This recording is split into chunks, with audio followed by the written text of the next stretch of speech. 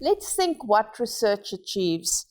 It allows us to identify the relevant mechanisms that are driving a certain outcome. It allows us to understand the relationships between them and between the elements and the eventual outcome. In other words, it allows us to see what are the mechanisms resulting in certain outcomes. Once we understand mechanisms, we have levers. We can use those levers for change. I talk as a scholar. My task is to identify what are the mechanisms that result in certain outcomes. Other people, activists, governments, business people can use those mechanisms to effect change. This means that my motivation is to do good scholarship. I'm not even going to go into the discussion about connecting research with practice. It's a relevant discussion, but before it actually matters, we need to have solid research. In fact, if we have sloppy research, it's probably best not to connect with practice.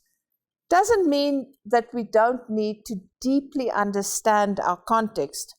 On the contrary, we know so little about business and management in Africa that to do good research, we simply cannot ignore the guidelines for solid scientific practice. In Africa, people believe in God. It is in the nature of faith that it affects all parts of a believer's life. And it's no surprise that faith also shapes how business is conducted. Various recent studies have shown how business in Africa is shaped by religion. Rebecca Namotofo, Sam Dawa, entrepreneurship scholars originally from Uganda, have done such a study.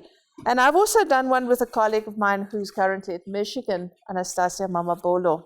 When laws are weak and bribery and corruption abound, religion becomes an important compass, an informal institution. Religion fulfills the function that formal institutions may play in other contexts. It provides a shared understanding of appropriate behavior, it incentivizes positive behavior, and it discourages opportunism. It therefore creates a greater sense of certainty and stability within which business can operate. In conclusion, Africa is a continent with many opportunities. Explaining what we see can help us understand the mechanisms for change. It can also enrich scholarship from other parts of the world, in the same way as our scholarship builds on theories from elsewhere. Our task is therefore a dual one. We need to know the theories from elsewhere, but we also need to trust what we see. To the extent that we theorize the Africa that we see, we help create the Africa that we want. Context is very critical. And within the continent of Africa, there are social norms and way of lives that are quite different to what is applicable in other environments. And we are needing to be very conscious of that when we make decisions in businesses.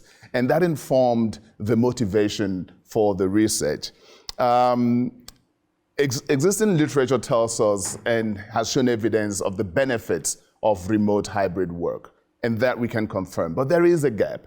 And that gap is that there is insufficient literature around what we could call geographical studies, or geographical studies around work, right? Now, when you look at the notions of space and location, and when it comes to models, some of our homes are not built as offices.